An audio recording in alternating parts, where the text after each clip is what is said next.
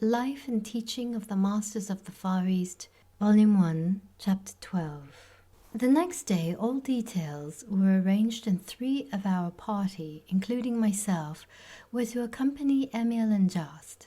The morning following found each party with its guide and attendants all ready to depart in different directions, with the understanding that we should carefully observe and record all that occurred, and should meet 60 days later at Emil's home in the village just spoken of, 200 miles distant.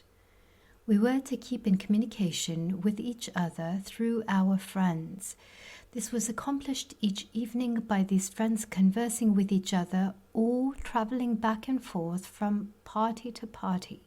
If we wished to communicate with our chief or with any other members of our party, all we need do was to give our message to our friends, and in an incredibly short time we would have the answer. In giving these messages, each would write them out in full and note the time to the minute on each message. Then, when the answer came, we would do the same. When we came together again, we compared notes and found that all noted corresponded. Aside from this, our friends would travel from one camp to another and converse with us. We kept accurate records of these appearances and disappearances, and also we noted the time, the place, and the conversations, and all checked fully when we compared notes later. At times after this, we were widely separated. One party would be in Persia, one in China, one in Tibet, one in Mongolia, and one in India, always accompanied by our friends. At times they travelled in the invisible, as we called it, distances as great as 1,000 miles, and kept us informed as to the happenings and progress in each camp. The destination of the party to which I was assigned proved to be a small village to the southwest, located on an elevated plateau well up in the foothills of the Himalayas, and about 80 miles from our starting point. We did not take any provisions for the trip, but we were amply provided for at all times and had very comfortable quarters. We arrived at our destination early in the afternoon of the 5th day, were greeted by a delegation of villagers and shown to our comfortable quarters. We noted that the villagers treated Emil and Just with the utmost reverence. We were told that Emil had never visited the village, but that Just had been there before. The occasion of his first visit was in response to a call for help to rescue 3 villagers from the fierce snow men that inhabited some of the wildest parts of the Himalayas. This present visit was in response to a similar call, and also to minister to the sick who could not leave the village. These so-called snowmen are outcasts and renegades who have lived in the snow and ice regions of the mountains until they have developed a tribe that is able to live in the mountain fastnesses without contact with any form of civilization. Though not numerous, they are very fierce and warlike, and at times capture and torture those who are unfortunate enough to fall into their hands. It proved that the 4 villagers had been captured by these wild snowmen. The villagers, being at their wits' end to know what to do, had sent out a messenger to get in touch with Just, and he had come to the rescue, bringing Emil and us along.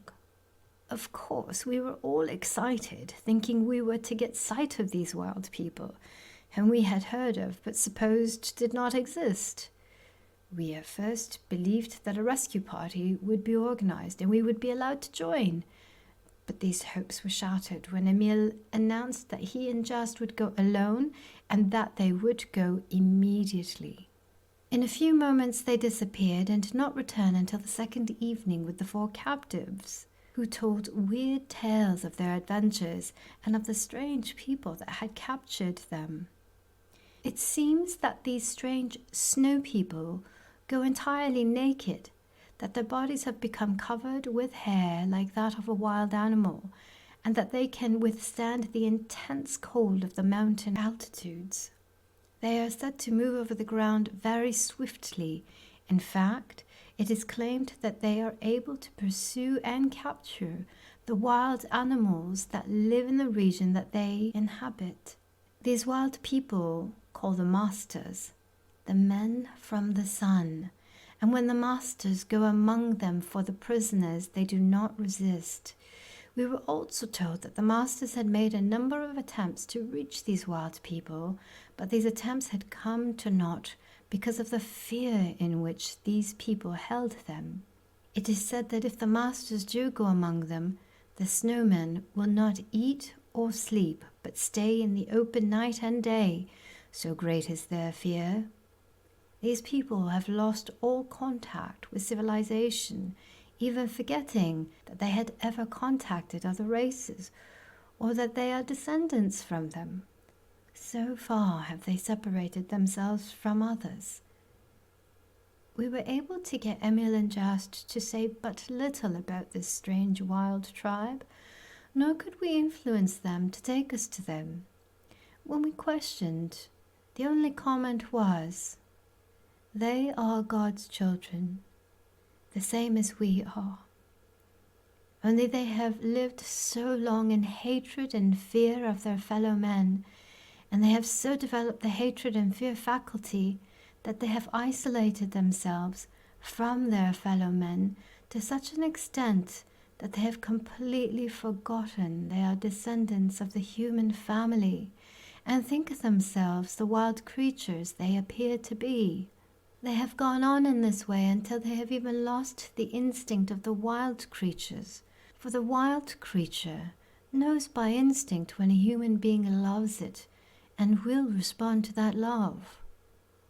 All we can say is that man brings forth that which he gazes upon and separates himself from God and man, and in this way he can go lower than the animal.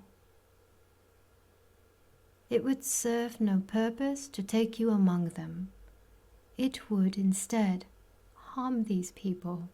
We are in hopes someday to find someone among them who will be receptive to our teaching and in this way reach them all.